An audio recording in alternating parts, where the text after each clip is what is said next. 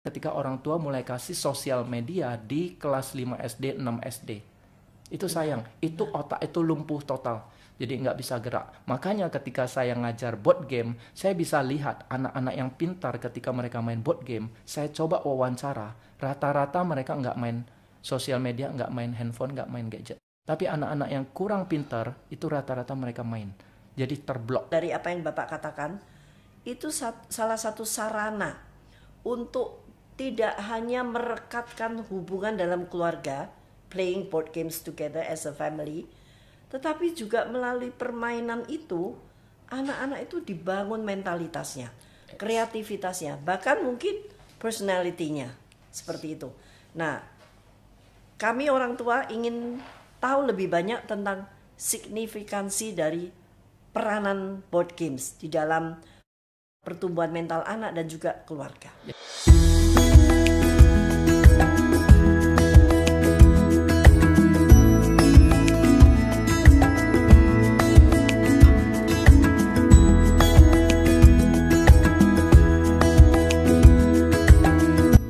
Shalom Bapak Ibu sekalian, para orang tua dimanapun Anda berada.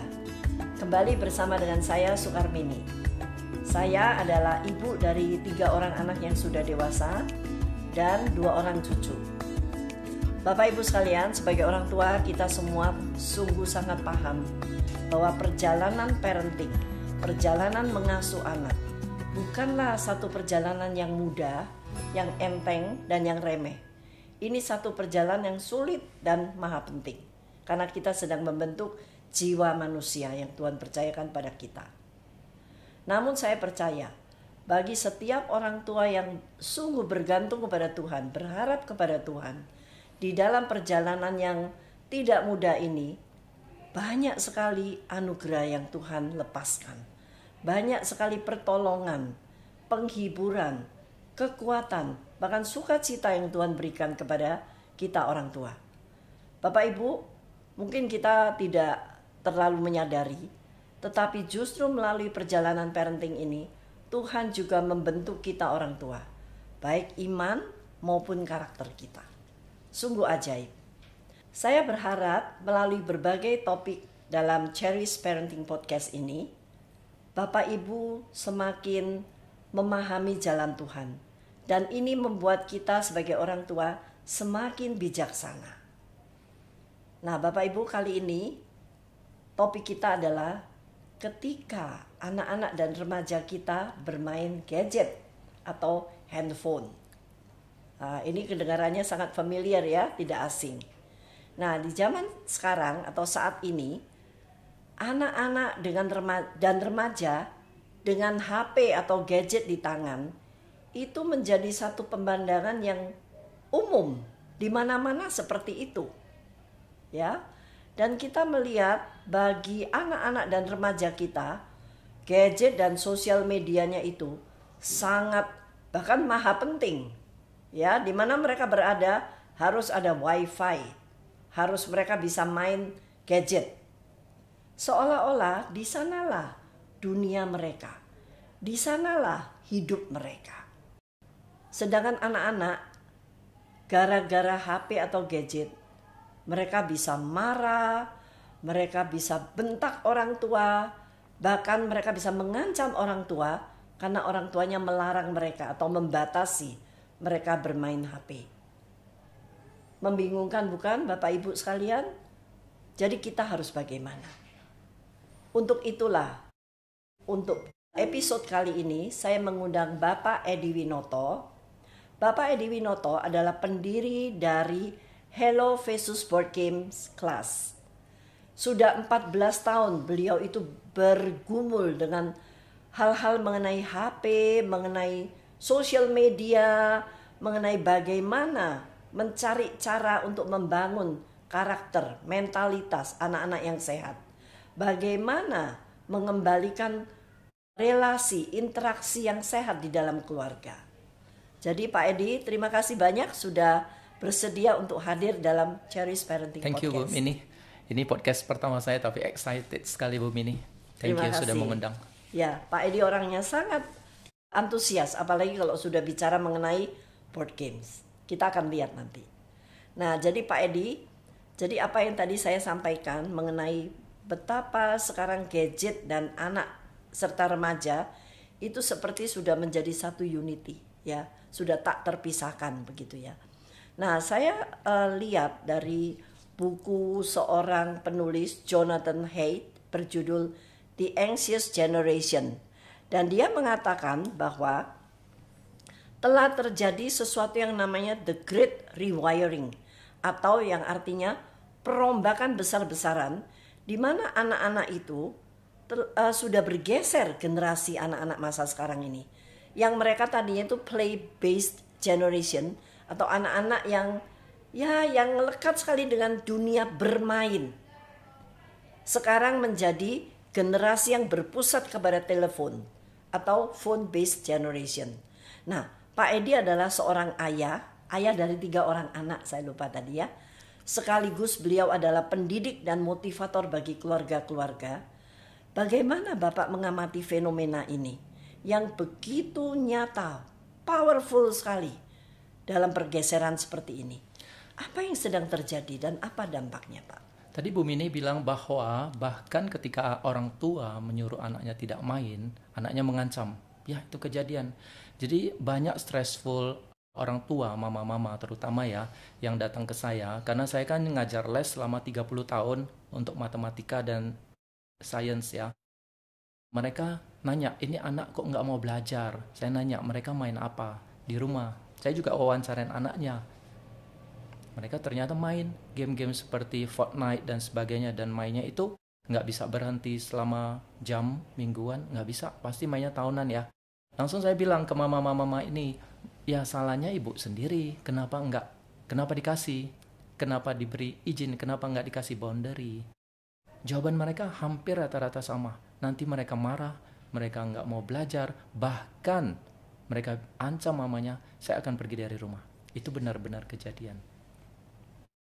Jadi dari play-based child ketika kita kecil ya, zamannya milenial dan sebagainya, ketika kita kecil, saya teringat bahwa kita sesudah belajar dari sekolah, pulang sekolah itu paling jam 2. Setelah itu udah nggak ada les lagi, kita biasanya makan sedikit, setelah itu main di kompleks rumah bersama teman-teman, mungkin juga di rumah main congklak, main ludo dan sebagainya. Nanti malam ketika PR udah selesai, ketika makan malam selesai, nanti kita ketemu lagi dengan teman-teman di kompleks, main lagi.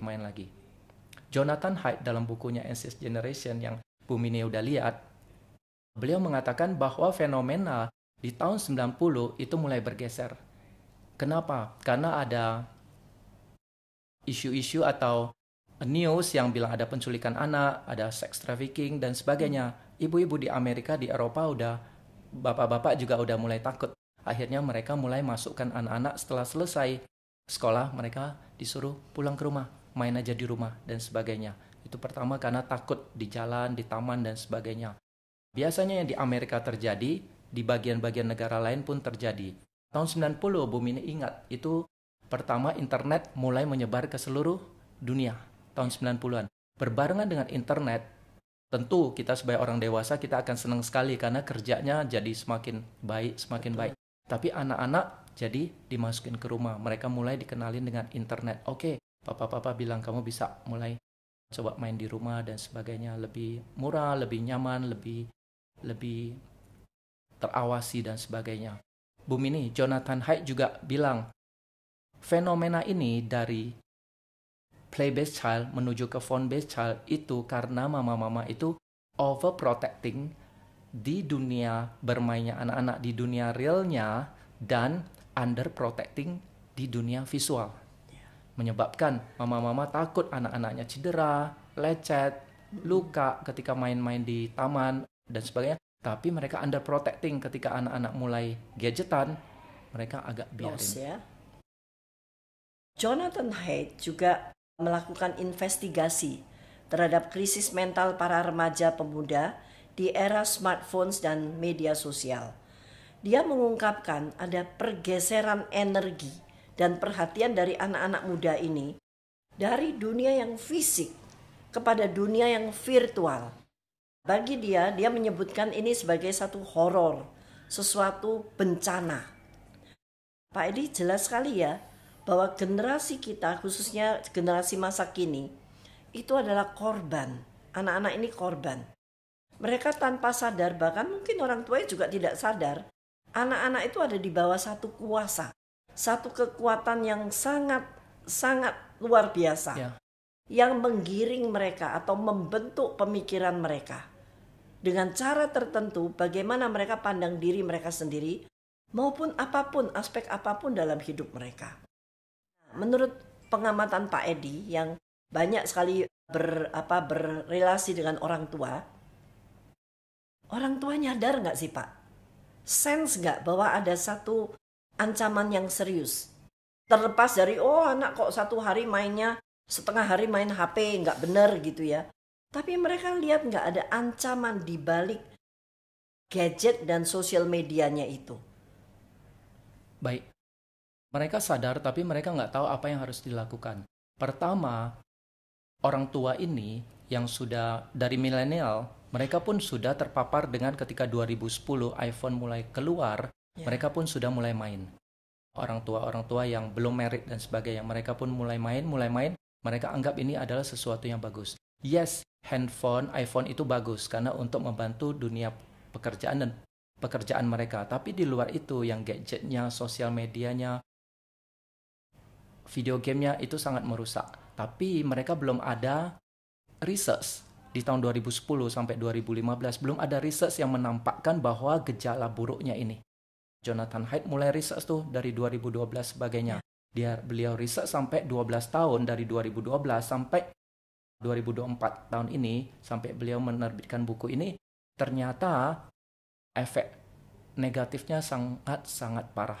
Ya, bumi ini benar, mereka main setengah hari, 16 jam mereka sadar, bukan mereka ya, mereka itu bukan anak-anak dan remaja, termasuk orang tua, setengah harinya bumi ini benar, 8 jam mereka main handphone, mereka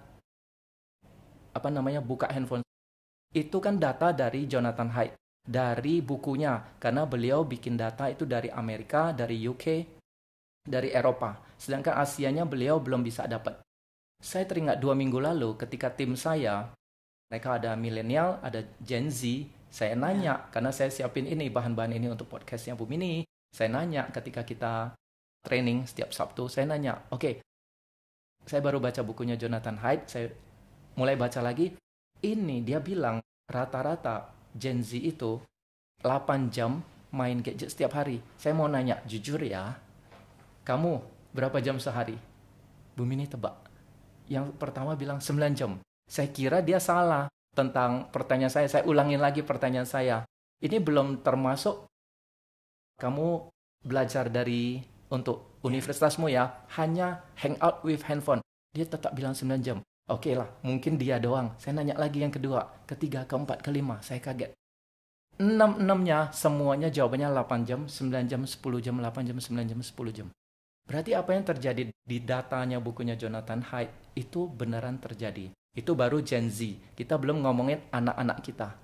Ketika pulang sekolah, nggak diawasin, mereka kerjain PR selesai, ada ini di ruangan mereka akan main, dan sebagainya. Nah, dampak buruknya adalah terjadilah anxious generation yang seperti Jonathan Haidt bilang, bahwa terjadi tingkat bunuh diri yang menyeramkan.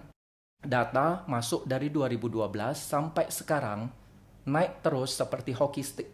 Jadi tingkat bunuh diri, tingkat anxiousnya itu dari tahun 1980 itu naiknya gradually. Bahkan sempat turun sedikit.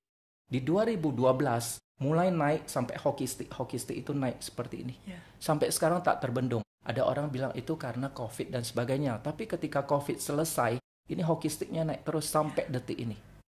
Jadi tingkat anxiousnya di luar negeri, anak-anak itu melaporkan ke ICU-nya rumah sakit bahwa saya benar-benar stres, saya benar-benar anxious, dan sebagainya. Itu data semua masuk. Sedangkan di Indonesia, saya kira belum ada data seperti itu. Misalnya, keluarga kita ke psikiater. Saya nggak tahu apakah di Indonesia ada data sehingga dimasukkan ke sumber datanya Indonesia. Tapi saya yakin itu ada. Karena saya lihat YouTube, istri saya kasih lihat dari psikiater, ternyata data-data itu semua di Indonesia ada. Orang yang masuk keluarga, masuk ke psikiater itu tetap banyak gradually. Bahkan ada orang bilang, di podcast tersebut dia bilang bahwa tingkat bunuh diri di Indonesia remaja pun selalu terdengar. Cukup tinggi. Ya. Tapi saya belum kulik data-data seperti itu karena saya nggak tahu apakah data itu di Indonesia ada atau enggak. Yes, saya jawab orang tua tahu, aware, mereka tahu dampak buruknya, but they don't know what to do. Ya. Pak Edi, dari paparan Pak Edi tadi saya mikir begini ya. Berarti kalau pada suatu hari HP-nya itu entah ketinggalan atau pokoknya tidak bersama dengan dia, orang bisa jadi kayak bagaimana ya Pak Edi ya? Mungkin separuh nyawanya hilang gitu ya. Ya. Itu lekat sekali ya. Tadi Pak Edi menyebutkan HP is nothing wrong with HP. Banyak kegunaannya. Ya. Tapi side effect, negative side effect-nya itu kita juga tidak bisa meleng, nggak bisa ceroboh menganggap enteng begitu ya. Cukup menggigit ya, cukup signifikan. Misalnya salah satu menurut Haidt itu adalah tingkat bunuh diri. Artinya cara pandang orang terhadap diri sendiri begitu rendah. Juga cara pandang orang terhadap yang namanya hope in life itu nggak tahu ya hope-nya apa gitu. Ya. Nggak jelas begitu. Kalau enggak orang-orang tidak akan bunuh diri dengan mudah. Ya. Nah oke. Nah Pak Edi, kalau ya sekarang orang tua tidak tahu apa yang tahu bahaya tapi tidak tahu apa yang harus dilakukan. Menurut Pak Edi, langkah pertama kalau orang tua itu sudah sadar akan ancaman ini, pertama-tama yang mereka harus lakukan itu apa? Oke. Gandhi bilang, ada cerita ya, ini Mahatma Gandhi bilang, ada seorang wanita yang mengunjungi beliau, bilang, tolong dong Pak Gandhi, nasihatin anak saya suka makan permen, gula, coklat, dan sebagainya. Pak Gandhi bilang sama ibu itu, nanti ya 3 hari lagi balik ke saya. Pak Gandhi nggak langsung kasih nasihat ke anak tersebut. 3 hari kemudian Bu Mini, ibu ini dengan anaknya datang kembali ke Pak Gandhi. Oke, apa nasihatnya? Pak Gandhi bilang, hei, kamu berhenti makan gula. Ibu itu kaget, loh. Kok seperti ini doang nasihatnya? Kenapa nggak dari 3 hari yang lalu kasih tahu? Pak Gandhi bilang gini, karena 3 hari yang lalu saya masih makan gula. Jadi ketika kita melihat anak-anak kita, remaja kita main handphone sendiri, tadi Bu Mini bilang itu adalah korban, saya setuju. Kenapa? Karena kita sendiri bermain handphone di dunia kerja. Ketika pulang dari kerjaan, jam 6 sampai rumah, jam 7, bahkan ada orang tua yang jam 8. Karena kan saya buka 300 murid ekskul sama saya. Saya ketika bertanya kepada mereka di awal semester, saya akan sering ngomong, kalian main board game di rumah sebulan sekali, seminggu sekali. 80% bilang nggak main. Kenapa? Alasannya hanya satu, Bu Mini, sibuk. Ketika orang tua udah sampai rumah, kerjaan masuk, email masuk, tebak. Mereka masih buka. Ketika mereka buka, mereka mau connect dengan anak, nggak bisa. Karena pekerjaan dari ini menuntut. Setelah itu, hilang kembali dan sebagainya. Jadi, yang kita harus lihat dulu sebelum kita ambil solusi, kita lihat dulu dampak buruk, yes. Kita lihat dulu fenomena ini, why-nya, baru kita nanti ke solusinya. Dari orang tua, nanti ketika nonton film, misalnya sekeluarga, orang tua keluarin HP juga. Ketika makan di restoran, orang tua nggak kasih contoh yang baik. Orang tua yang keluarin HP juga. Lah kalau begitu si anak ini mau ngomong sama orang tua gimana? Akhirnya mereka pun kesusahan. Jadi, kalau untuk, saya coba ya langsung solusinya ya. Untuk orang tua yang kesusahan di pekerjaan dan sebagainya, bawa pulang gadget ke rumah dan masih tetap main, coba baca atau nonton podcastnya Cal Newport. Buku-buku beliau selama belasan tahun ini hanya untuk supaya kita sebagai manusia bisa hidup selayaknya seperti manusia, tidak over gadget dan sebagainya. Nanti saya mau bahas lagi tentang Bu Mini yang tadi bilang, kalau nggak pegang HP, sepertinya nyawa kita, jiwa kita hilang sebagian. Cal Newport juga ada bahas tentang itu. Jadi di bukunya Cal Newport, contohnya Deep Work, contohnya Digital Minimalism, Contohnya slow productivity. Satu lagi adalah yang sedang saya baca adalah A World Without Email. Semuanya di sana beliau sudah research. Beliau itu profesor. Beliau research semuanya tentang kenapa manusia bisa masuk ke fenomena ini, didisrupt sama revolusi internet ini dan sosial media ini. Kenapa manusia bisa digulung habis? Dan dia kasih praktikal semua, setiap bukunya dia kasih praktikal yang luar biasa. Perusahaan-perusahaan gede pakai cara-caranya untuk supaya di dunia kerja dan di dunia pendidikan, si mahasiswa, si profesional, bahkan bos sendiri, gimana dengan teknologi dan sebagainya. Itu salah satu solusinya untuk orang tua. Jadi kalau begitu, hanya orang tua lah yang bisa menyelamatkan anak-anaknya dari kuasa ancaman yang sangat besar ini ya Pak Edi ya? Ya, saya kira. Harus secara sengaja, intentionally. Yes. Ya. Tapi memang itu tidak mudah pasti. Menyangkali diri sendiri untuk orang tua tidak pegang gadget. Itu sulit sekali ya. Harus ada, pertama-tama saya pikir tekad ya. Harus ada tekad orang tua. Kemudian bagaimana dia manage itu. Bagaimana dia mengaturnya. Karena anak melihat orang tua. Benar. Jadi kalau orang tuanya ke kiri ya anak ke kiri begitu. Benar. Orang tua pegang gadget ya anak juga tidak salah pegang gadget gitu. Benar. Ya. Benar. Seperti itu. Pak Edi, apakah ada masukan untuk orang tua yang belum kadung atau mungkin belum punya anak atau anaknya masih kecil begitu ya? Kira-kira menurut Pak Edi, pada usia berapa anak itu boleh atau ada kepentingannya untuk pegang HP ya, untuk satu kepentingan? Atau pada usia berapa anak itu kita bisa percaya di bawah pengawasan kita untuk dia itu mengenal sosial media? Ini pertanyaan sangat bagus sekali. Jadi anak saya yang pertama, Benaya, ketika umur 1 tahun kita bawa ke gereja. Dan 1 tahun berselang, kira-kira udah umur 2. Sebelum 2, dia udah mulai cranky di gereja. Saya mulai supaya dia calm down, saya mulai kasih HP. Nah itu dopaminnya naik, dia akan cari terus. Ketika HP-nya nggak ada, nanti next-nya kita kasih buku atau kasih buku mewarnai seperti yang Bu Mini lakukan. Nggak laku ya Pak itu ya? Jadi nggak laku. Tapi Bu Mini benar, kita harus intentionally, kita harus tekad benar-benar putusin. Akhirnya dia bisa di gereja misalnya udah dengar beberapa sermon dan beberapa lama, akhirnya dia bisa baca sendiri dan buku. Anak kedua saya lanjut lagi dengan Benaya.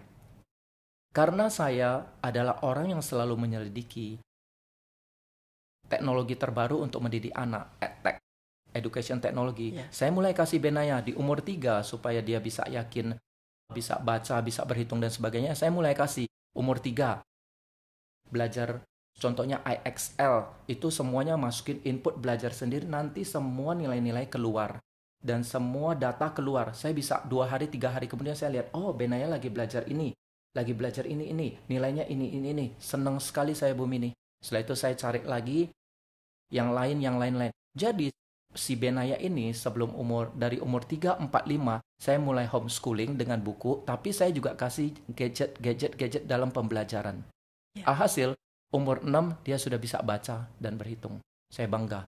Nah sekarang si Audrey, anak kedua, saya mulai sortir lagi. Dari 3, 4, 5 gadget yang saya kasih, saya coba kurangin 3 atau 2. Alhasil, umur 5, dia sudah bisa baca, si Audrey. Dan minat bacanya jauh lebih tinggi dari Benaya yang sudah terpapar dengan gadget di usia lebih awal. Sekarang yang ketiga, karena saya lihat fenomena ini, saya bertekad. Anak yang ketiga, saya nggak kasih gadget sama sekali Bu Mini dalam pembelajarannya. Semuanya worksheet, tidak ada digital. Semuanya hanya tulis, kertas, buku-buku, dan tebak. Umur 4 sudah bisa baca. Wow, 3 anak, 3 penelitian ya? Ya, 3 penelitian saya jadikan mereka tikus percobaan. Dan ternyata senang. Karena mereka dari umur 1 saya udah ajarin main board game. Umur 1 saya udah bacain mereka, saya dan istri bacain mereka read aloud. Itu bagus. Bagus sekali. Pertanyaannya Bu Mini, untuk gadget, untuk smartphone ya, kita bukan bilang handphone ya, smartphone ya, karena handphone itu ada 2. Satu smartphone yang bisa akses ke web browser dan sosmed, YouTube, pornografi. Satu lagi adalah flip phone yang zaman dulu kita Nokia, Samsung zaman dulu banget hanya bisa texting dan calling. Ya. Untuk pertanyaan Bu Mini yang handphone, Jonathan Haidt bilang dia punya 4 solusi, bukan solusi, 4 norm yang dalam 2 tahun sampai 5 tahun ini Cal Newport juga dukung bahwa dalam 5 tahun ini akan jadi normal. Norm itu ada jadi kebiasaan. Pertama, Jonathan Haidt sedang kampanye dari awal Maret 2024. Dia akan kampanye 2 tahun ke seluruh dunia untuk 4 solusi, 4 norm ini. Dan beliau terus kerja. Kalau Bu Mini lihat podcastnya, setiap minggu pasti diundang di seluruh dunia untuk Jonathan Haidt podcast. Beliau bilang ada 4. Yang pertama adalah no handphone sebelum SMA. Oh, sebelum SMA ya? Mm-mm. Oh, saya kebagian anak saya kasih waktu SMP. Itu kapan? Kan udah lampau ya, udah 10 Ya, tahun tapi yang lalu itu ya. masih dumb phone Pak, bukan smartphone. Cuman bisa telepon aja sama teks. Itu nggak apa-apa. Tapi yang smartphone yang Masa kini itu ya? yes, SMA. Jadi di Silicon Valley bahkan ada satu sekolah Waldorf punya banyak cabang. Di Silicon Valley, high-tech eksekutif yang bekerja di teknologi, contohnya di Meta dan sebagainya, itu justru mereka anak-anaknya masukin ke Waldorf yang harga bulanan uang sekolahnya bisa 60 juta, paling tinggi. Kenapa mereka mau masukin di sana? Karena mereka punya prinsip di sekolah itu bahwa tidak ada handphone, tidak ada gadget, tidak ada screen, tidak ada Chromebook, semua pembelajaran bersih seperti kita zaman dulu, itu sampai kelas 7. Karena itu, sekolah itu, high-tech orang kaya di California masukin anaknya ke sana. Itu mahalnya luar biasa. Norm pertama, tidak boleh ada smartphone sebelum SMA. Yang kedua, tidak boleh ada sosial media sebelum umur 16. Oke. Sebelum umur 16. Jadi Jonathan Haidt dan beberapa kawannya bilang harusnya 18. Kenapa Bu Mini? Karena Tuhan ciptain kita prefrontal cortex. Sampai sampai umur 20-an, prefrontal cortex kita masih berkembang. Itu dia mengatur logik, mengatur impuls.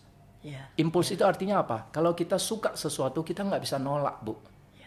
Misalnya suka makan gula atau apa, kita nggak bisa nolak. Suka nonton kartun, kita nggak bisa nolak. Itu bukan hanya anak-anak ya, orang dewasa suka gambling, suka nonton film tertentu, Netflix dan sebagainya, kita nggak bisa nolak. Itu prefrontal cortex berkembangnya di umur 20-an. Bayangkan anak kita, kelas 5 SD, sayang.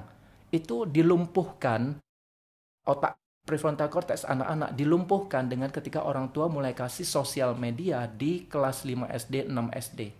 Itu sayang, itu otak itu lumpuh total. Jadi nggak bisa gerak. Makanya ketika saya ngajar board game, saya bisa lihat anak-anak yang pintar ketika mereka main board game. Saya coba wawancara, rata-rata mereka nggak main sosial media, nggak main handphone, nggak main gadget. Tapi anak-anak yang kurang pintar, itu rata-rata mereka main. Jadi terblok, jadi pasif dan sebagainya. Kasihan ya. Kasihan. Yang ketiga, nah ini berarti 2 ini kan berarti pihak sekolah yang harus lakukan ya. Nomor 1, tidak ada handphone. Orang tua yang harus lakukan ya. Harus tekad ya. Tapi tekad nggak cukup, nanti kita ngomong lagi. Yang ketiga adalah phone free school.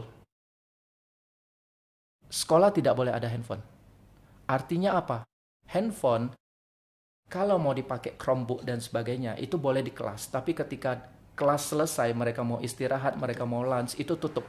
Caranya gimana? Jonathan Haidt bilang bisa ada masukin ke locker atau masing-masing punya pouch-nya, sudah dijual di luar negeri pouch. Jadi ketika bell berbunyi atau mereka masuk gerbang sekolah, mereka masukin handphone mereka di pouch. Langsung di tap ke gerbangnya, langsung hama magnetnya di lock. Nggak bisa buka lagi sepanjang anak ini pulang sekolah lewatin gerbang ini, dia tap lagi ke apa namanya, baru itu magnetnya kebuka, baru dia bisa buka lagi untuk tunggu mamanya panggil, mamanya mau jemput. Nah itu yang dimaksud adalah phone free school. Sedangkan yang saya lihat ketika saya ngajar di sekolah-sekolah ekskul board game, mereka di kelas nggak pakai handphone, tapi ketika selesai, antara selesai dan dijemput, itu kan bisa ada 10 menit, 20 menit, 30 menit. Mereka pada buka ini. Saya keingat ya 3 minggu yang lalu ya ketika saya duduk lagi mau siapin kelas. 3 anak SMP putri. Masing-masing duduknya jaraknya cuman di sini, di sini, di sini. Nggak ada ngomong sama sekali, tiga-tiganya pegang ini. Jadi komunikasi skillnya pun mereka hancur. Mereka nggak mau ngomong, telepon aja mereka malas, mereka suka texting dan sebagainya. Itu komunikasi sosial skillnya hancur. Jadi mitologis bahwa kita harus masukkan teknologi ke sekolah, itu ada 5 mitos yang sebenarnya salah. Mitos kelima bilang dengan teknologi kita bisa connection, saling berhubungan. Sebaliknya yang terjadi ketika anak-anak semuanya pegang Chromebook, laptop dan sebagainya, komunikasinya semua drop. Bahkan Harvard kecenderungannya sekarang itu mahasiswa-mahasiswa kan pintar. Saya percaya Gen Z semuanya pintar. Mereka lebih pintar dari kita. Saya yakin, yes. Tapi di Harvard juga sudah ada kecenderungan ketika mereka dengar profesornya di universitas, mereka udah kecenderungannya nggak bawa laptop. Kembali lagi ke pen and paper dan sebagainya. Not taking, ya. Not taking. Karena not taking mencerdaskan brain. Brainnya tersimulate. Yang keempat adalah Jonathan Haidt bilang, nah ini yang kita akan bahas di end of this podcast, yaitu ubahlah kembali sesuai judulnya album ini adalah dari phone-based children menjadi play-based children. Kembali lagi dari yang tadi kita ngomong, orang tua nggak mau biarkan anak-anak main di taman. Jonathan Haidt bilang begini, kasih mereka kompetensi dari usia kecil, umur 7, umur 8, kasih mereka mulai jalan ke tetangga, misalnya pinjamin sesuatu ke apartemen, tolong dong sama tetangga itu bawain kue dong ke dia, atau minta dia beli sesuatu di Alfamart yang mamanya lagi perlu, kasih dia sendiri jalan dan sebagainya. Satu lagi, kasih mereka main di taman. Jonathan Haidt underline it, jangan diawasin Bu Mini. Setiap hari saya dari jam 3.30 sampai 5.30, 3 anak saya harus keluar ke taman tanpa saya dan istri saya. Mereka enggak takut? Enggak takut sama sekali. Dari umur 7, Benaya harus naik lift turun sendiri. Umur 6, Audrey. Nanti bentar lagi umur 5, si Deo saya akan suruh turun sendiri naik lift. Misalnya ambil barang di bawah, ambil Gojek, kasih Gojek dan sebagainya.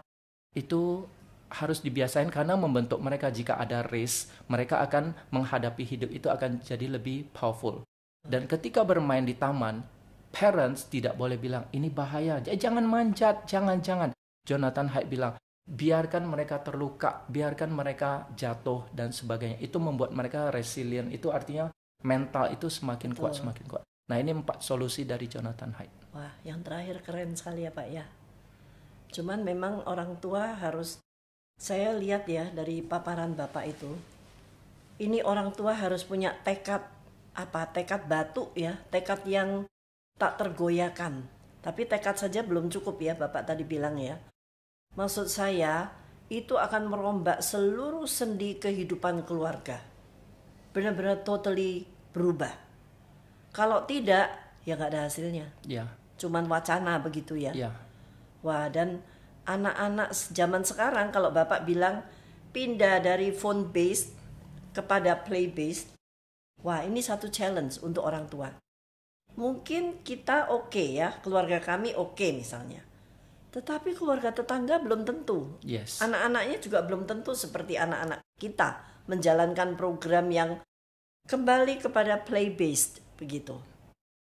Saya melihat butuh komunitas ya Pak ya. Iya. Itu Bu Mini You udah jawab. Do it yourself. Dengan tekad nggak bisa. Harus punya komunitas. Jadi, sejak buku Anxious Generation keluar di Maret 2024, itu di seluruh dunia udah mulai jalan. Di Jepang, di UK, di Amerika, ibu-ibu ketika bikin grup, bikin website, semuanya itu udah mengarah ke sini. Untuk norm yang 4 ini. Betul. Mereka udah mulai sepakat, yuk kita tanda tangan untuk supaya kita tidak kasih anak kita itu smartphone, tapi flip phone boleh ya, yang tadi. Mereka sudah jalankan. Coba klik di website. Mereka jalankannya pun gede sekali. Maksudnya itu lingkupnya besar. Sampai ribuan orang mulai submit tekad. Untuk saya, tanya ke murid-murid saya, minggu lalu, hampir setiap minggu saya nanya, siapa yang di sini ada handphone? Umur kelas 6 SD. Rata-rata nggak punya handphone. Saya tepuk tangan. Wow. Saya kasih nilai 1 bintang, 5 bintang, 10 bintang. Saya nanya lagi yang cewek-cewek, karena kita bahas tentang anxious, tentang gimana mereka merasa lonely, depressed. Saya nanya, kalian ada sosmed 80%? Di kelas ini ya, saya nggak nanya secara keseluruhan. Di salah satu sekolah Bumini, mereka bilang, mama papa saya nggak kasih. Saya kasih 10 bintang dan sebagainya. Ada ya Pak ya? Ternyata banyak orang tua yang aware, yang mereka edukatif. That's good. Beberapa sudah mulai main board game dengan keluarga, ada yang seminggu sekali, ada yang 3 hari sekali, ada yang setiap hari. Sekarang saya nanya ke cowok, kelas 6 SD, ada yang main game, misalnya Fortnite atau apa dan sebagainya, 1-2 orang, yes. Kelihatan, baru saja tadi berantem. Jadi itu aggressiveness untuk cowok, itu keluar ketika mereka main game, online game. Nanti mereka akan mengarah ke pornografi. Sisanya cowok-cowok ini juga sama bilang, nggak dikasih handphone. Ketika di restoran, nggak boleh bawa handphone. Di rumah, saya kasih lagi bintang 10, bintang 5. Akhirnya saya nanya, kapan kira-kira papamu kasih handphone ke kamu atau kasih sosmed? Ada satu anak angkat tangan. Papa saya bilang, no handphone, no sosmed sampai usia 18. Saya tengah 18. Saya bilang gitu, iya benar. Langsung saya di whiteboard saya tulis 100 bintang. Ini orang tua yang benar. Jadi tekad tidak cukup. Orang tua parents seperti ini yang sudah mereka harus bersatu. Jadi yang saya bilang adalah orang tua yang sudah pengen cari anaknya punya papa mama dalam sekelas, dalam satu level, cari 5-10 orang, tulis amandemen atau surat perjanjian. Kalau tunggu sampai 18 tahun itu kepanjangan, bilang aja begini, saya nggak akan kasih smartphone dalam 3 bulan. Tanda tangan sama-sama, tapi ada solusinya, yaitu contohnya bawa mereka hiking, bawa mereka panjat tebing. Instead of gadget ini ya. Yes, harus ada solusi. Betul. Baca bareng, seminggu sekali nonton bareng. Substitusi. Ya. Dan salah satu yang paling saya kedepankan itu adalah bermain board game. Anak-anak saya dari umur 1 semuanya bermain board game, sehingga mereka nggak pernah berpikir untuk gadget. Ketika Benaya ulang tahun barusan nih minggu lalu, ulang tahun ke-9-nya, saya nanya, Benaya apa ulang tahunmu, hadiahnya apa? Bumini tebak. Dia bilang 2-3 kali, sampai nanya 2-3 kali loh. Dia bilang, malam itu ketika dia ulang tahun, boleh nggak main board game bersama-sama? Padahal kita udah main loh seminggu sekali, 2 kali, 3 kali. Itu bagi dia sangat-sangat seru, penting, berarti sangat ya. seru. Bukan board gamenya, tapi kebersamaan dengan orang tuanya. Benar sekali. Berarti saya juga sedang mikir ya. Iya ya, anak-anak zaman sekarang adalah anak-anak yang lonely. Lonely dalam arti mereka tidak mendapatkan waktu dari papa mama. Waktu yang berkualitas ya, di mana mereka diperhatikan, di mana mereka bisa merasa bahwa mereka dikasihi, dicintai, diperhatikan, begitu ya. Anak-anak zaman sekarang sepertinya mayoritas seperti itu. Ya. Lonely-nya itu karena ada bubble algorithm. Seperti dulu kita bikin bubble, Tuhan bikin semuanya jadi bahasa masing-masing sehingga susah untuk komunikasi. Tapi bubble algorithm tentunya dibikin sama setan. Jadi di TikTok itu mereka sudah bikin sampai algoritmnya itu sudah nggak mementingkan Bumini punya koneksi, Bumini punya follower, atau Bumini punya teman dekat. TikTok udah nggak bikin gitu. TikTok sudah bikin sampai algoritmnya itu pokoknya fokusnya bikin Bumini edit. Pokoknya dalam 3 detik sudah pasti scroll, 3 detik pasti scroll, dan dia bikin sepanjang mungkin supaya Bumini out dari TikTok ketika itu. Jadi bisa aja ketika masuk TikTok, scroll 2 jam kemudian nggak bisa keluar. Itu algoritmnya. Jadi bubble algorithm itu adalah ketika, itu research-nya ya, ada misalnya 50 handphone dimasukin, setiap orang mulai buka TikTok, 50 jam kemudian diseleksi 50 orang ini memainkan TikTok. Itu semuanya yang disodorkan sama TikTok beda-beda semua sesuai dengan preferensi si orang tersebut. Jadi sekarang Bumini bayangin 3 putra dan putri, ini kita ngomongin keluarga dulu ya. Mereka masing-masing IG, TikTok. Di Indonesia nggak ada Snapchat ya, kalau di luar negeri Snapchat. Jadi mereka masing-masing sosial media masing-masing, YouTube. Kasih 1 jam, 2 jam. Setelah itu coba salah satu ngomong, dia bilang, oh skornya Manchester United segini nih, saya suka. Kira-kira yang sebelah bisa jawab dia nggak?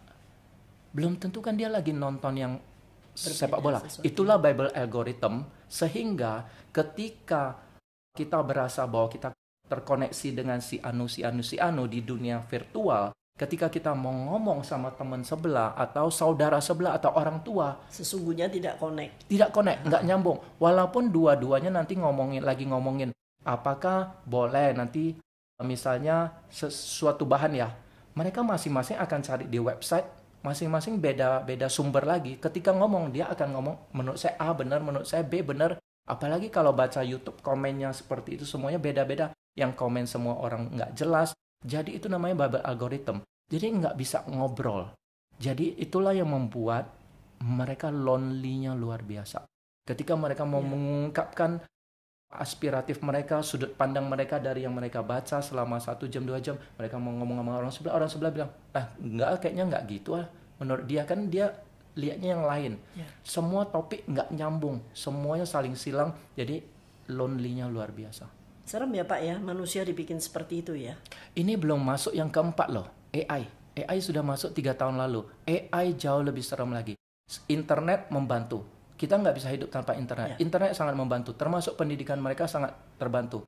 Benaya anak-anak saya kasih Simply Piano, belajar piano, Simply Sing, nyanyi, dan Duolingo, belajar bahasa. Mereka belajar bahasa Korea, Jerman, dan sebagainya. Ini 3 cukup. Itu sangat membantu. Sosmed masuk.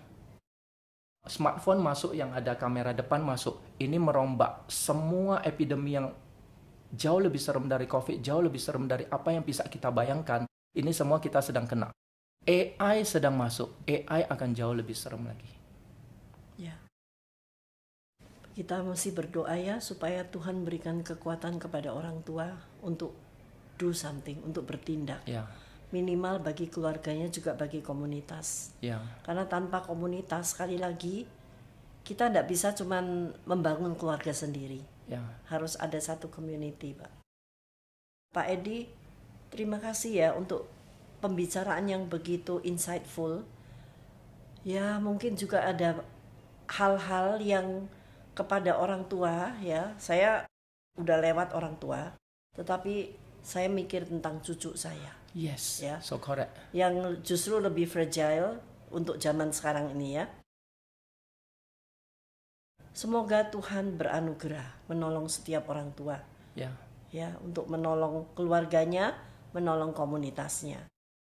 Pak Edi, saya melihat bagaimana Bapak berjuang tidak hanya kampanye untuk jangan pakai gadget, jangan kenalan sama sosial media, tapi Bapak sepertinya punya satu jawaban, satu alternatif. Kalau saya punya kesan dari apa yang Bapak katakan, itu salah satu sarana untuk tidak hanya merekatkan hubungan dalam keluarga, playing board games together as a family, tetapi juga melalui permainan itu, anak-anak itu dibangun mentalitasnya, kreativitasnya, bahkan mungkin personality-nya, seperti itu. Nah, kami orang tua ingin tahu lebih banyak tentang signifikansi dari peranan board games di dalam pertumbuhan mental anak dan juga keluarga. Yes. Semua anak saya dari umur 1 saya udah ajakin main board game. Saya kaget. Mereka bukan kelinci percobaan. Maksud saya begini, saya kagetnya gini. Anak saya, Benaya, Audrey, dan Deo, kami dapatkan justru anak yang paling kecil itu yang pemikirannya itu bisa melampaui orang dewasa dalam usia yang sungguh dini. Tuhan ciptain otak kita itu plastisin. Dari umur balita terutama, mereka bisa menyerap banyak hal. Bahkan yang orang tua, banyak orang dewasa nggak bisa main game itu karena board game itu karena susah sekali. Rule-nya saja seperti bukunya lawyer, bisa ada 300 rules lebih. Dan saya ketika belajar rule itu, saya bisa baca berjam-jam. Saya main, test play dengan keluarga, salah, saya lihat lagi di internet, ulang main lagi, baca lagi, dan anak-anak saya ikut di dalam pembelajaran ini. Dan saya melihat mereka punya logiknya, mereka punya critical thinking skill-nya, itu melampaui orang dewasa luar biasa. Baru umur 4,5. Dan Audrey, ketika kita main game-game detektif yang bacaannya penuh, bisa berparagraf, Audrey ketika saya sibuk, dia bisa pagi-pagi sendiri 1 jam sebelum kita bangun, dia udah mulai mainkan game itu, yang puzzle, yang harus cari cara supaya dia bisa keluar dari sini, atau ada misinya, itu bisa 1 jam. Dia baca, total baca. Dan bacaannya itu sudah sampai proses dia minta sama saya di awal tahun untuk boleh nggak Audrey homeschooling Deo? Saya kaget. Jadi homeschooling anak saya yang ketiga bukan saya dan mamanya yang ngajar. Kita ada ngajar porsi sedikit tapi 80% Audrey yang usia 7, Audrey yang mengajar adiknya. Bacaannya penuh dan sebagainya matematika. Jadi melalui bermain board game itu mereka punya skill berkembang luar biasa. Sedangkan gadget ini untuk sekolah. Jadi mitos yang pertama, tadi saya bilang ada mitos kelima, bahwa dengan teknologi di sekolah harus ada Chromebook dan sebagainya supaya mereka bisa connection. Mitos pertama adalah bahwa dengan EdTech, sekolah-sekolah itu akan bisa murid-muridnya tambah pinter. UNESCO sudah lakukan research 1,5 tahun lalu, UNESCO sudah bilang ban semua teknologi untuk sekolah. Enggak semua teknologi. Cal Newport bilang teknologi-teknologi yang mengasah anak punya skill-skill tertentu, misalnya edit video seperti Pak Muel, belajar ini dan itu harus tetap ada. Tapi yang sosmed nggak boleh ada, dan teknologi-teknologi itu, apalagi handphone, UNESCO udah ban. Jadi mitos pertama yang orang tua pegang bahwa dengan masukin anak ke sekolah yang ada Chromebook, ada Google Classroom dan sebagainya, itu membuat anak-anak itu kepintarannya akan naik. Sebelum sekolah-sekolah ya, 4 tahun yang lalu ya masukin Chromebook, saya ingat, saya do a research, saya beliin Chromebook buat Benaya dan Audrey. Terbukti ketika kelinci percobaan, Benaya terekspos dengan 5 app, Audrey 3 app, Deo 0 app, yang paling pintar adalah Deo. Sama, data sudah keluar, data PISA 2022 udah keluar, dari tahun 2010-2012, nilai dari 80 negara lebih untuk matematik, reading, and science semuanya anjlok, turun. Walaupun dari tahun 2012 sejak iPhone keluar, Apple keluar, laptop keluar, Chromebook keluar, masukin ke semua sekolah, data mengomongkan kebalikannya. Minat baca orang itu siswa yang umur, ini tesnya untuk umur 15 ya. Tesnya semuanya turun, drastis bumi ini, drastis.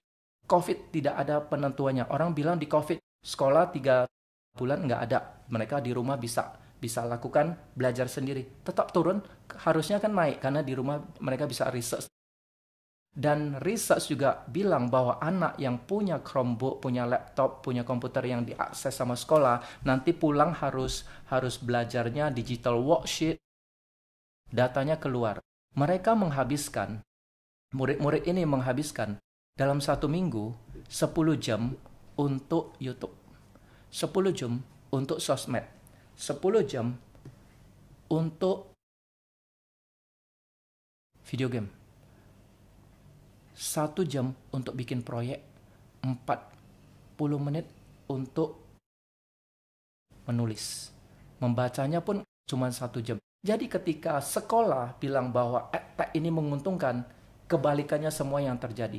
Karena murid ketika sampai di rumah, orang tua under protection, ini yang dipakai teknologi ini semua, malah menurunkan minat belajar mereka, fokus mereka turun, sebagainya turun. Kita masuk kembali ke board game. Kalau ini semua diminimalisasi, keluarga bermain board game seminggu sekali minimum, 3 kali, 4 kali, 5 kali. Yang kita enhance ke murid, tadi Bu Mini benar, tidak hanya critical thinking-nya, tidak hanya kreativitasnya, tapi karakter building-nya pun tercapai. Bukan dalam hitungan bulan ya, bisa aja bertahun-tahun ya. Seperti Benaya, sekarang kalau dia kalah, dia masih bisa kesel sedikit, dia bisa masih manipulasi temennya supaya temennya lakukan itu, supaya dia bisa dapat keuntungan.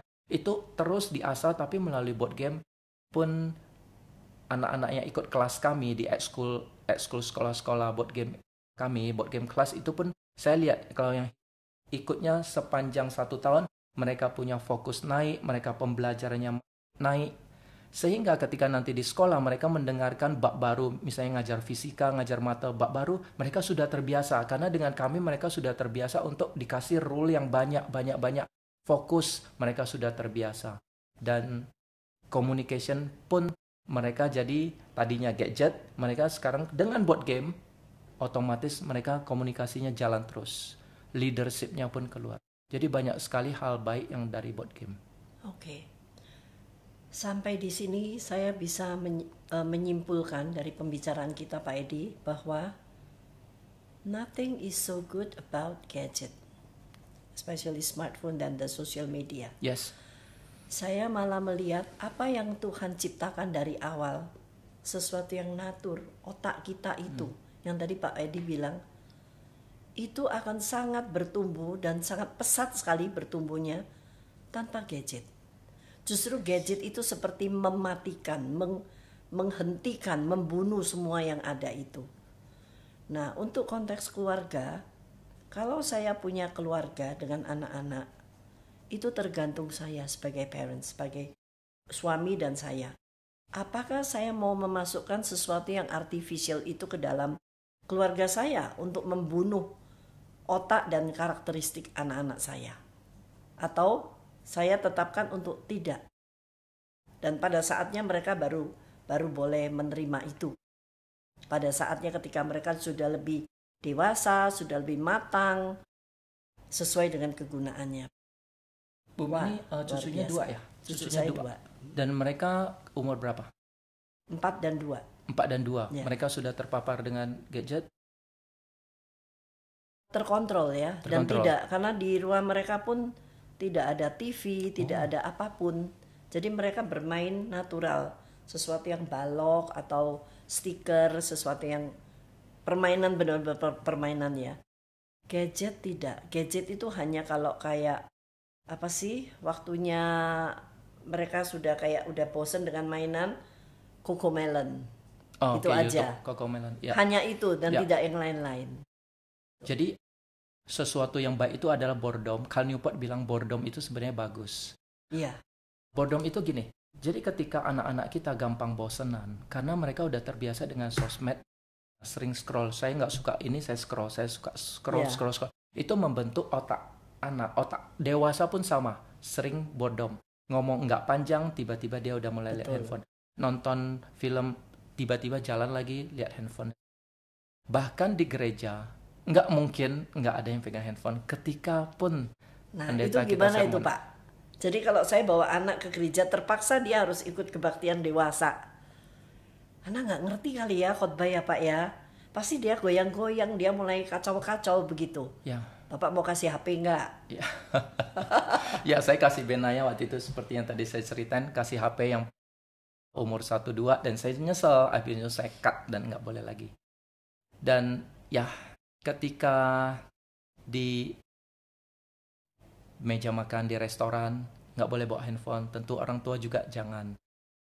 Ketika dengar teman-teman papa mamanya di restoran minta anaknya untuk lock eyes, fokus dengar, pakai telinga. Boredomnya keluar, tapi sebenarnya di dalam boredom itu adalah gap effect. Nanti saya terangin. Artinya anak itu berkreativitas keluar tanpa dirangsang oleh distraction dari gadget. Jadi ketika anak-anak kita nggak pegang handphone di restoran, di gereja, mereka akan keluar boredom, itu gap efeknya bagus sekali. Jadi itu sehat ya? Sangat sehat, itu ya? Sangat sehat. Boredom dan gap efek itu, Andrew Huberman, pakar neurologis ya, bilang bahwa ketika kita udah belajar sesuatu, kita udah hafal sesuatu, biarkan otak kita itu enggak didistrak apapun. Boredom ya, misalnya bisa aja jalan-jalan di taman atau main sama teman, pokoknya rehatkan dia tanpa distraksi dari gadget atau YouTube. Itu apa yang kita pelajari itu jadi tersemen dengan baik dan susah rontoknya. Jadi untuk teman-teman yang ke gereja bisa bawain buku-buku yang bermanfaat, buku George Mueller, buku sains, buku geografi, biarkan mereka baca. Untuk anak-anak yang lebih kecil, Bu Mini juga lakukan kan, bawa coloring. Itu juga bisa dilakukan di restoran. Untuk yang satu lagi yang penting itu adalah menjadwalkan jadwal yang tertata rapi ketika di rumah. Si anak kan punya 16 jam. Yap. Di sekolah misalnya 8 jam. Nah, 8 jam ini yang isi ini orang tua bingung mau apa. Akhirnya dilesin.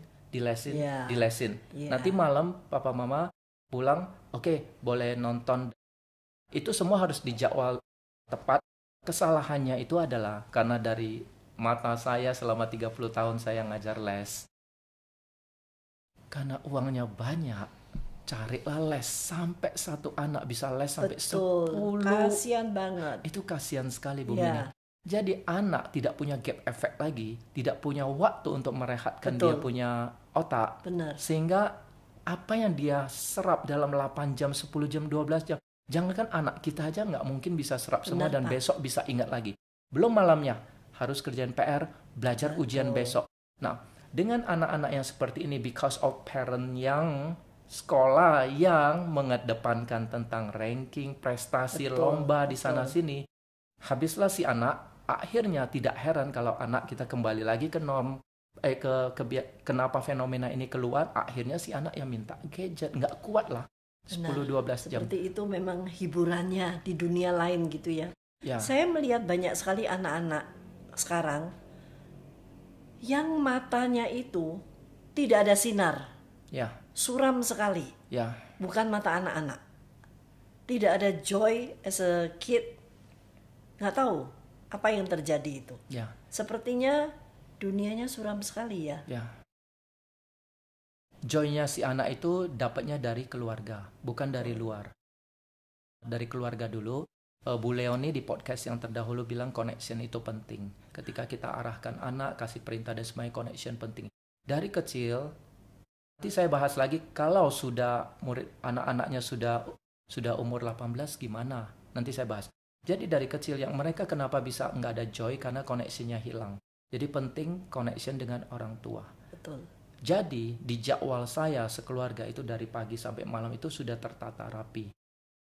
Pagi harus ada 1 jam untuk olahraga. Itu minimum. Dapat sinar matahari supaya sinar mataharinya menyentuh otaknya supaya nanti 14 jam kemudian harus tidur.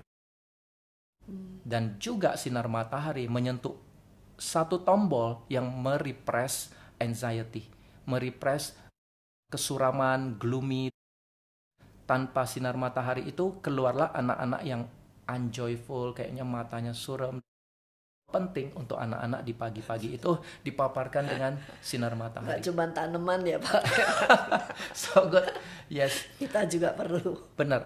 Selain itu olahraga mendapatkan otak itu keluar BDNF sehingga ketika mereka fokus dan nyerap pelajaran mereka akan ngingat lebih baik, nyerap lebih baik. Jadi itu pentingnya olahraga. Jadi sekolah-sekolah yang mengedepankan untuk rehatnya lebih banyak, main di lapangannya lebih banyak, haknya lebih banyak, itu saya angkat jempol. Seperti di SPH Karawaci. Tamannya besar, dan ini yang satu lagi yang saya kagum. Taman bermainnya itu tinggi. Jadi bukan seperti yang di sekolah-sekolah rendah, takut jatuh dan sebagainya. Ini tinggi, jadi si anak-anak itu bisa lebih berani, lebih kuat. Tapi di dalam batasan keamanan ya. Jadi saya kagum sekali. Jadi biarkan anak-anak bermain banyak, bergerak banyak, olahraga banyak. Pulang dari sekolah, kalau mereka mau les kasih yang mereka suka. Jangan yang orang tua mau, misalnya, oh dia harus ikut lomba, mata, fisika, Inggris. Jangan, robotik, jangan. Yang anak-anak suka. Kalau mau, parents pilih 1, anak boleh pilih 2 yang dia suka. Misalnya dia suka piano atau berenang atau art gitu ya, atau sport gitu ya. Yes. Blender ya, kalau art ya bikin 3D dan sebagainya, atau belajar seperti Pak Muel editing video yang dia suka. Nah, itu dia kasih. Setelah itu sorenya pun kasih bermain dan sebagainya. Nanti habis makan malam ada bermain bersama, entah board game atau nonton film sekeluarga bersama seminggu sekali. Jadi jadwalnya tertata rapi sehingga anak nggak ada jadwal, dia keluarin handphone. Jadi itu salah satu solusi. Jadwal harus tertata rapi. Berarti parents itu bisa menata hidup anak sedemikian melalui scheduling hidup mereka day by day. and it will make the kids happy. Yes, Pak, ya? yes. Oke. Pak Edi, saya pikir ini pembicaraan yang sepertinya santai tapi banyak hal-hal yang mendalam sekali. Saya berharap ini menjadi pemikiran para orang tua yang ada bersama dengan kita, mendengarkan kita, dan biarlah mereka mulai merenungkan ini dan tiba pada satu keputusan apa yang baik yang mereka bisa lakukan untuk keluarga dan komunitas mereka. Pak Edi, di akhir pembicaraan kita ini, apakah Pak Edi ada satu pesan gitu ya untuk orang tua yang saat ini bersama dengan kita? Baik, Bu Mini, ada satu buku bagus, judulnya 10 to 25, kalau nggak salah dari David Eager. Itu dia ngomong tentang gimana kita bisa berkomunikasi dengan anak kita yang usia 10-25. Jadi ada dua hal penting yang mereka bisa dapatkan, yang kita bisa beri sebagai parents, itu adalah respect dan status. Kita dengan mau supaya mereka kembali ke connection, mengurangi atau menghilangkan gadget addiction dan sebagainya, itu hal penting yang harus kita lakukan adalah respect. Jadi jangan tunggu sampai umur 10 remaja baru kita respect mereka. Dari kecil kita sudah harus respect mereka. Komunikasi, communication, beri waktu, bermain bersama, care dengan mereka, itu harus ditanamkan sejak kecil. Yang kedua adalah status. Status itu artinya bahwa kita menganggap anak itu adalah titipan dari Tuhan, bukan anak kita sendiri. Kita hanya punya waktu 17 tahun, setelah itu mereka sudah bisa mandiri dan sebagainya. Jadi status itu kita harus beri, tanamkan bahwa engkau adalah anak Tuhan, engkau diciptakan Tuhan luar biasa, marvelously diciptakan oleh Tuhan, wonderfully made. Jadi kita harus asuh mereka dengan baik sekali. Jadi beri dua hal ini kepada anak-anak, sehingga dalam menyelami apa fenomena yang tadi kita sudah bahas 1 jam ini, tentang addiction, tentang gadget, tentang ini segalanya, itu akan terasa lebih gampang. Begitu Bu Mini. Terima kasih banyak Pak Edi. Bapak Ibu sekalian, saya percaya dari pembicaraan kami tadi ada begitu banyak hal, atau mungkin 1-2 hal yang mulai membuat Bapak Ibu sekalian galau, resah, begitu ya, ini gimana ya. Kita berdoa supaya Tuhan menolong setiap orang tua untuk melakukan yang terbaik bagi keluarganya, bagi komunitasnya. Begitu cara kita memuliakan Tuhan. Nah Bapak Ibu sekalian, bagi Bapak Ibu sekalian yang ingin mendalami tentang board game atau ingin berkomunikasi dengan Pak Edi secara langsung, ada alamat Instagram di bawah ini. Bapak Ibu bisa mempelajarinya dan bisa kontak langsung dengan Pak Edi. Terima kasih sekali lagi Pak Edi, Tuhan memberkati pelayanan Bapak. Bapak Ibu sekalian, saya tidak bosan-bosannya mengingatkan, kita orang tua harus bertumbuh. Ketika kita orang tua bertumbuh, anak-anak kita juga bertumbuh. Terima kasih sudah menyaksikan program ini. Sampai jumpa di episode mendatang. Tuhan memberkati kita.